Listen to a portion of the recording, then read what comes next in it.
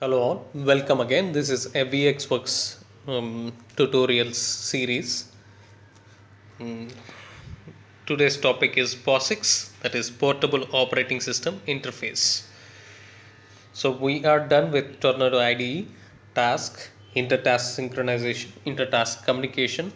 We finished with basic IO. We are done with the part 1 of interrupts and timers, that means introduction of interrupts and timers.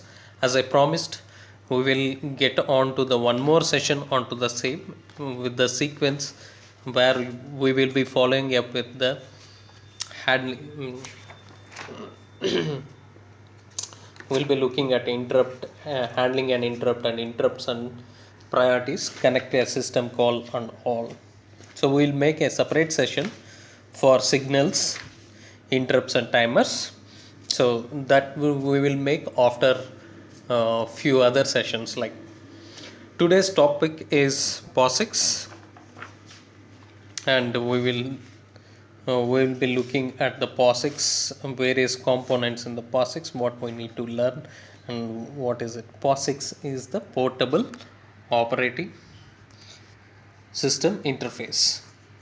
It is a set of standard and development by representatives of the software company working under an ISO or IEEE charter or a charter. The purpose of this effort is to support applications portability at the source level across operating systems. This effort has yielded a set of interfaces, POSIX standard 1003.1b, formerly called as 1003.4 or .4 for real-time operating system services. Using these interfaces make it easier to move applications from one operating system to another.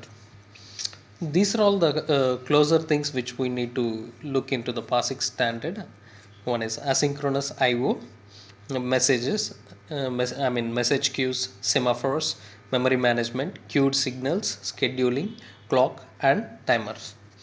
The POSIX standard for real-time extensions 1003.1b specifies a set of interfaces to the kernel facilities to improve application portability. The VXWorks kernel Wind includes both POSIX interfaces and interfaces designed specifically for VXWorks. Note the qualifier void to identify Wind to identify facilities designed expressly for use with the VXWorks and Wind kernel. Let's quickly get into the POSIX scheduling interfaces available. The POSIX 1003.1b scheduling routines provided by the SCHEDPX lib are shown in this table. These routines let you use a portable interface to get and set task priority, get the scheduling policy, get the maximum and minimum priority for the tasks, and if round robin scheduling is in effect, get the length of a time slice. To understand how to use the routines in this alternative interface, be aware of the minor differences between the POSIX and Wind methods of scheduling. We will look into the differences later. Just to see at the methods available: sched set param, sched set get param, sched set scheduler, sched yield, sched get scheduler, sched get priority, max and min, and then RR, that is round robin scheduling, get the time slice length as well with this methods. Okay, we will see the difference between the POSIX and Wind scheduling. So POSIX scheduling is based on processes, while Wind scheduling is based on tasks. Tasks and processes differ in several ways. Most notably, tasks can address memory directly while processes can't, and processes inherit only some specific attributes from their parent process, while tasks operate in exactly the same environment as the parent task. This is the first difference between POSIX and Wind scheduling. So in VXWorks documentation, preemptive scheduling, the term preemptive scheduling, while the POSIX standard uses the term FIFO, that is first in first out. The difference is purely one of the nomenclature. Both describe the same priority based policy. And third difference is POSIX scheduling algorithms are applied on a process by process basis. The WIND methodology on the other hand applies scheduling algorithm on system wide basis. Either all tasks uses a round robin scheme or all use a preemptive priority scheme. We'll look in the programming later. So this is the third difference, and the last and final difference is the POSIX priority numbering scheme is inverse of the WIND scheme in POSIX. The higher the number, the higher the priority in the WIND scheme. The lower the number, the higher the priority, where 0 is the highest priority. According to the priority numbers used in the POSIX scheduling library, SCHED-PX LIB do not match those used and reported by all other components of VxWorks. You can override this default by setting the global variable POSIX priority number to false. If you do this, the WIND numbering scheme, that is smaller number equals to higher priority, is used by SCHED-PX lib, and its priority numbers match those used by the other components of VxWorks. The POSIX scheduling routines are included when include underscore POSIX underscore sched, written here, is selected for inclusion in the project facilities of the VxWorks. Let's see into the setting and getting POSIX interface routines. So just look at this example. The routines sched set param and sched underscore get param set and get a task priority respectively. Both routines take a task ID and sched param structure defined in install dir /target/h /sched.h. The task ID of 0 sets or gets the priority for the calling task. The sched priority member of the sched param structure specifies the new task priority when sched underscore set param is called. The routine sched underscore get param fills in the sched priority with the specified task current priority. You can see in this example sets the calling the task priority to 150, then verifies that priority to run from the shell spawn a task by using shell SP's priority test, and you include VxWorks.h and sched.h, and we have priority 150 in the macro, and then we initialize the param structure to desired priority. My param dot sched underscore priority equal to px new priority if schedule sched underscore param 0 comma ampersand my param equals to error, printf error setting priority, or return error. Demonstrate getting a task as a sanity check. Ensure it is the name is the same value that we just set by calling this, and then if param dot sched underscore priority not equals to px underscore new priority, printf error priorities do not match. Okay, and return that error. Else printf task priority is equal to this number, and my param dot sched underscore priority return okay. Here the result might be task is equals to result task priority equal to 150. Sorry, we mistyped here. It is 150, not 160. The routine sched underscore set scheduler is designed to set both scheduling policy and priority for a single POSIX process, which corresponds in most other cases to a single WIND task. So we will see, we just saw getting and setting POSIX task priorities. How about scheduling policy? So we just spoke about sched underscore get scheduler returns the current scheduling policy. There are two valid scheduling policies in VxWorks. One is preemptive scheduling in POSIX terms, that is SCHED underscore FIFO. Okay, sched underscore FIFO and round robin scheduling by priority, that is SCHED underscore RR. RR corresponds to round robin, FIFO corresponds to first in first out. This example on your right gets the scheduling policy and displays it. So we have included things and we declare in a status scheduler test a variable called policy. If policy equals to the sched underscore get scheduler of 0 double equals to error, we print getting scheduler failed and return the error. So sched underscore scheduler returns either sched underscore FIFO or sched underscore RR.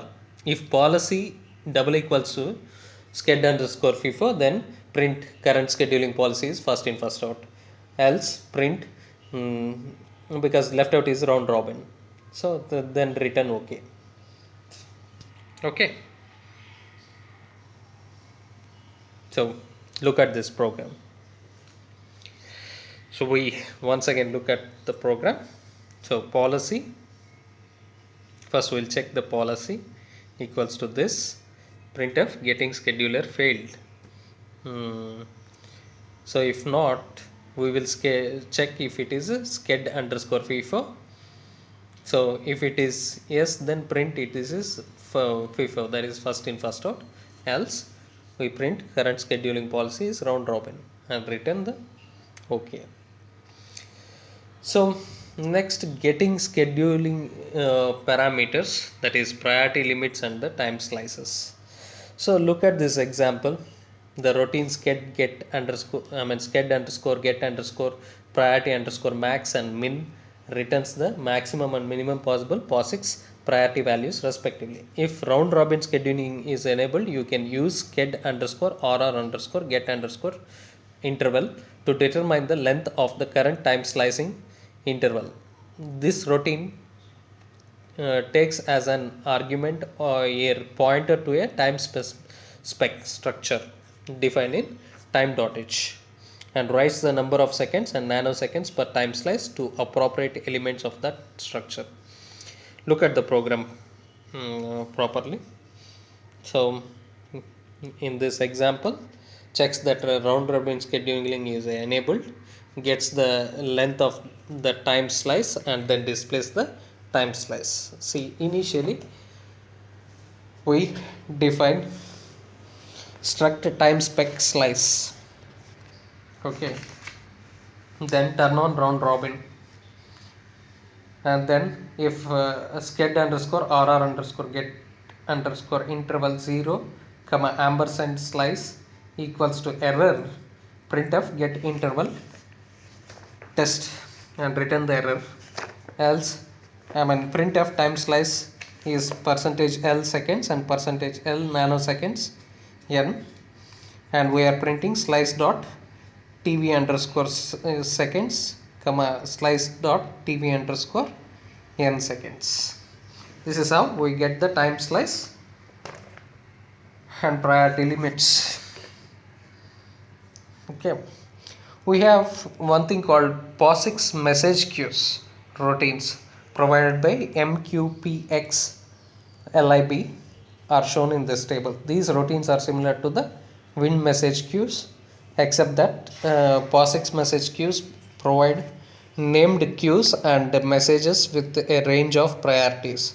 The initialization routines MQPX lib init makes the POSIX message queue routines available. The system initialization code must call it before any task use POSIX message queues. As shipped, USR init calls MQPX lib init when an include include underscore POSIX underscore MQ is selected for inclusion in the project facilities view. Before a set of tasks can communicate through a POSIX message queue, one of the tasks must create the message queue by calling MQ underscore open with the O underscore create flag set. Okay, it should be set O underscore creat flag.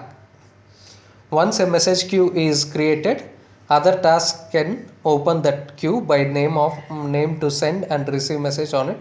Only the first task opens the queue with the O_create flag. Subsequent tasks can open the queue for receiving only O_rd only, sending openly O_ for only sending only O_WR_ONLY, are both sending and receiving O_RDWR.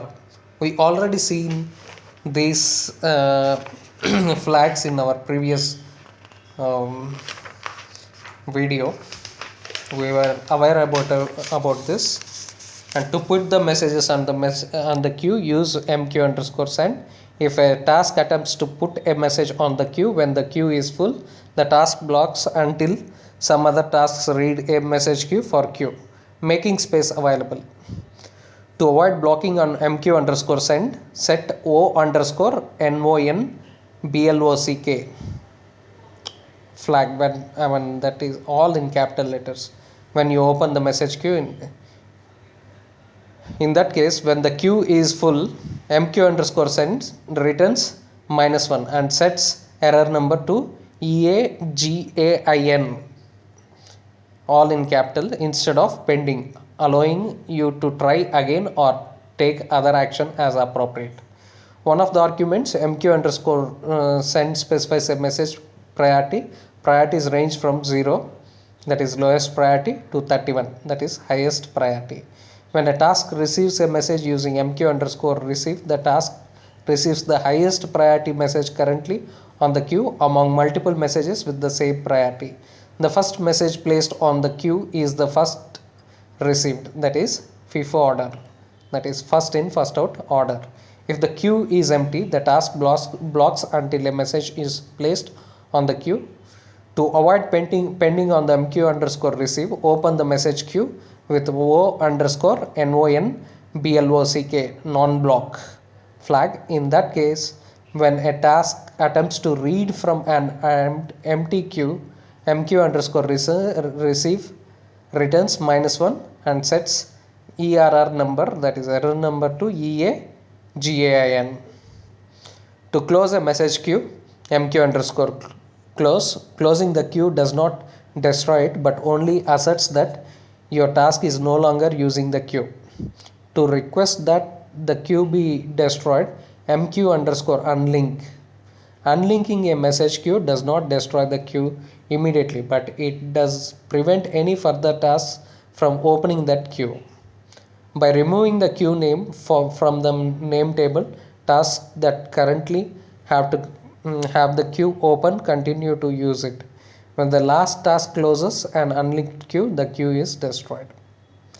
So we will see the implementation of POSIX message queues in the implementation video, which we make at the end of all the series. No? Then we will write a program, huge program, to check everything, sending something like we can try. If you want to try, you can try in your this thing, where you can write a routine that spawns 2 tasks, communicate using the message queues, and you can give your try until that. But we'll write separately a huge program later, or if possible I will do it as a separate video. Okay, so notifying a task that is that a message is waiting, MQ_notify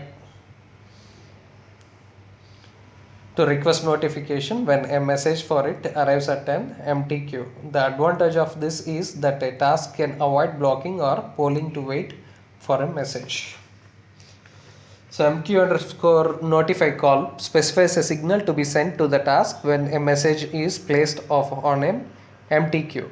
This mechanism uses the POSIX data carrying extension to signaling, which allows you, for example, to carry a queue identifier with the signal. The MQ_notify mechanism is designed to alert the task only for new messages that are actually available. If message queue already contains messages, no notification is sent when more messages arrive. If there is another task that is blocked on the queue with mq underscore receive, that other task unblocks and no notification is sent to the task registered with mq underscore notify. Notification is exclusive to a single task. Each queue can register only one task for notification at a time. Okay. Each queue can register only one task for notification at a time. Once a queue has a task to notify, no attempts to register with mq underscore notify can succeed until the notification request is satisfied or cancelled. Once a queue sends notification to a task, the notification request is satisfied and the queue has no further special relationship with the particular task. That is, the queue sends a notification signal only once per mq underscore notify method request.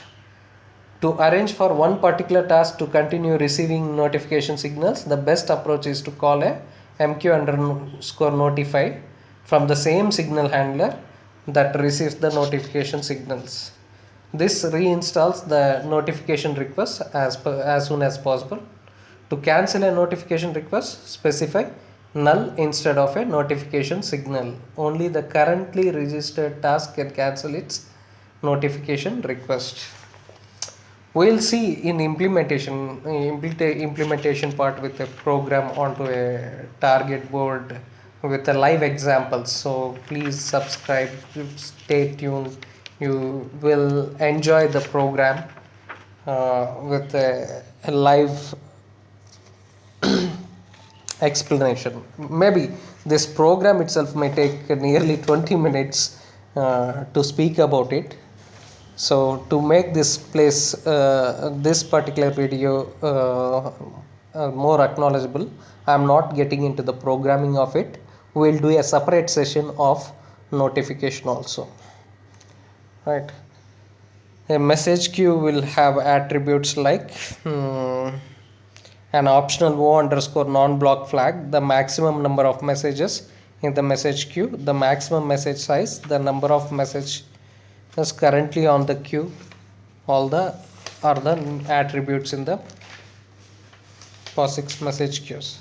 Task can set or clear the O underscore non-block flag, but not the other attributes using mq underscore set attr and get the values of all the attributes using mq underscore get attribute attr method.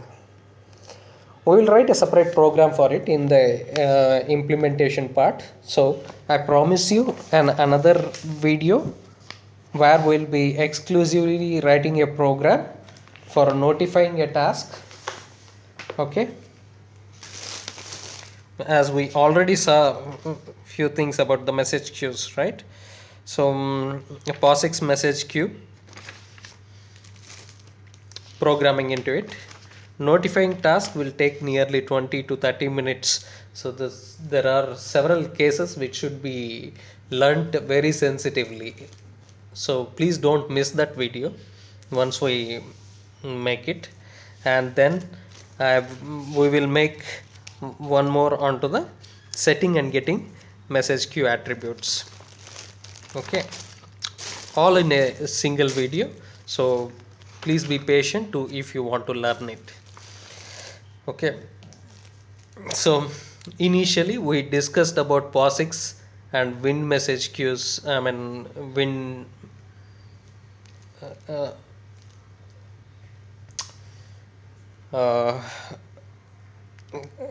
comparison, right? So the two forms of message queues solve many of the same problems, but there are some significant differences shown in this table. No? Summarizes the main differences between the two forms of the message queues. See, message priority levels: block task queues, receive with timeout, task notification, close or unlink semantics. So whereas in the message queues, priority levels are 1, POSIX message queues levels are 32, that is 0 to 31 as we discussed earlier. So wind message queue is FIFO or priority based, but in POSIX only priority based. Receive with timeout is optional in wind message queue, whereas it is not available. This feature is itself is not available in POSIX message queue. And task notification is not available in wind message queue, but it is optional one task. Okay, that we discussed it just a few minutes ago. Close, so there is no, and it is available yes in POSIX message queues. Another features of POSIX message queue is of course portability. If you are migrating to VxWorks from another 1003.1b compliant system, using POSIX message queues enables you to leave that part of the code unchanged, reducing the porting effort. So there I want to add up one thing which I did not make up in this presentation. Displaying message queue attributes, we can use a VxWorks command called show command produces a display of key message queue attributes for either kind of message queue. For example, if MQPXID is a POSIX message queue, then if you show in the shell, if you type show MQPXID value equal to 0 equal to 0x0, the output is sent to the standard output device and looks like first it will display message queue name as my queue, number of messages in the queue, and then maximum number of messages and maximum message size compared to the output when my message queue ID is in a wind message queue will be like show my message queue ID. You will, there are several other attributes it will show.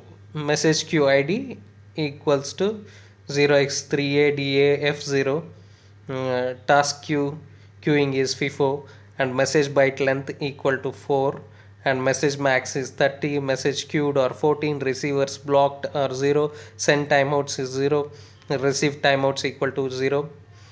I mean, I'm just telling you an example.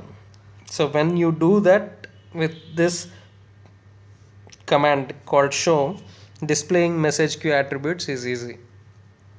And POSIX clocks and timers, for this we need a special session. Anyways, I'll briefly introduce you. A clock is a software construct called struct time spec defined in time.h that keeps time in seconds and nanoseconds, which we discussed in our previous program. No?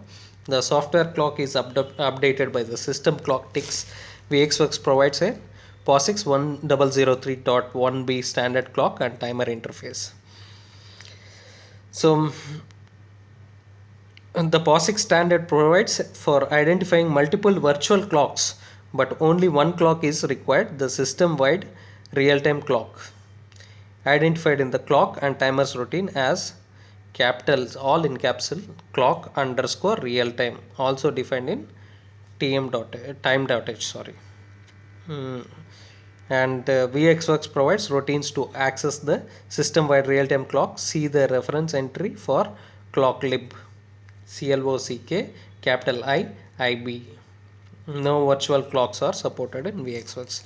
We'll see exclusively while we are implementing it. I will explain it to you further about this clock and timers, POSIX clocks and timers while we are implementing it.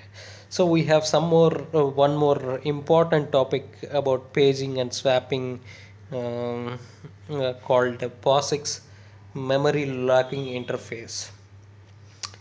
Many operating systems perform memory paging and swapping. These techniques allow the use of more virtual memory than there is a physical memory on a system by copying blocks of memory out to disk and back. These techniques impose severe and unpredictable delay in inclusion time. They are therefore undesirable in real-time systems because the Wind kernel is designed specifically for real-time applications. It never performs paging or swapping. However, the POSIX 1003.1b standard for real-time extensions also covers operating systems that perform paging or swapping. On such systems, applications that attempt real-time performance can use the POSIX page locking facilities to declare that certain blocks of memory must not be paged or swapped. To help maximum portability, VxWorks includes the POSIX page clocking routines. Executing these routines make no difference in VxWorks because all memory is in effect always locked.